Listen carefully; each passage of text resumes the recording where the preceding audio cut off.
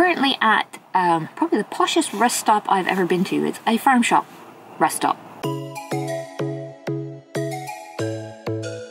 It is freezing cold today, but why we are on the road? We are heading to Rutland Cycling. So Rutland Cycling is an online shop, but they have also multiple stores up in the Midlands.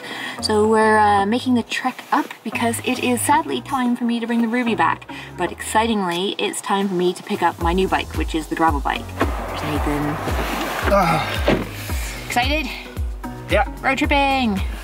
And the bike is still on the back. It has not moved. Nathan's very worried it would move, but the rack is proving worthy.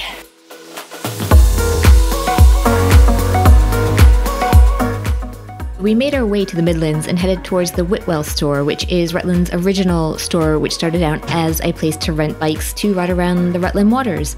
And this shop is the biggest bike store I've ever been in. Hundreds of bikes, including the biggest selection of women's bikes I've ever seen. It was pretty impressive.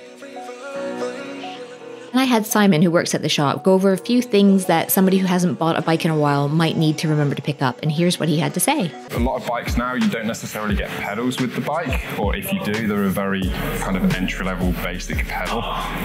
Personally, I'd always recommend upgrading those pedals to something a bit more suited to yourself.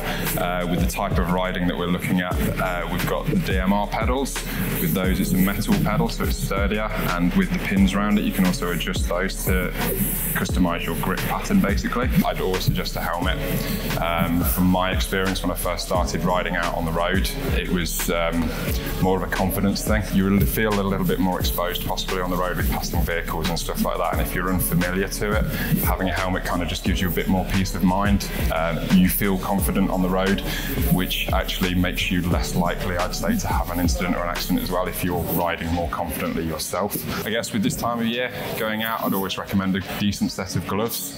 The main things with the cycling gloves would be like more of the wind protection. If you're going along at a much faster pace than say where you're walking or running, the wind over your hands will penetrate through those gloves. So having a decent glove with a decent wind protection inside it will make sure your hands are much warmer and you'll be more comfortable. So suggest taking a repairs kit or a maintenance kit with you on any of your rides. Mainly if you do have a mechanical issue or a breakdown, you've got the tools to fix it on the side of the road, and alongside that as well, a pump to reinflate your tyres to get you on the go.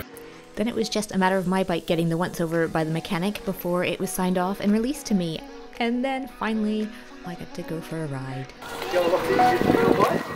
So I have my new bike. It's all bubble wrapped and ready to go home, but had a quick spin around Rutland waters here, and it's beautiful here, so hopefully I'll get to come back in warmer weather and have a proper ride around the water. But I am very excited to go out and do some more gravel riding. It's so much fun, and this bike is so much fun. It's a specialized Diverge. It's an aluminum frame with 105 components, so it's a very affordable bike. So I'll tell you guys all about it once I've ridden it for a while, but so far I think we're gonna get along just great. So it was a great day out. I really enjoyed going to the Midlands and meeting the guys from Rutland Cycling, who I've been emailing so much over the past few months as I've been working with them.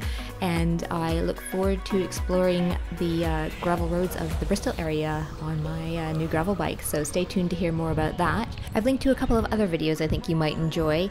And be sure to subscribe so you can find out how I like the Diverge.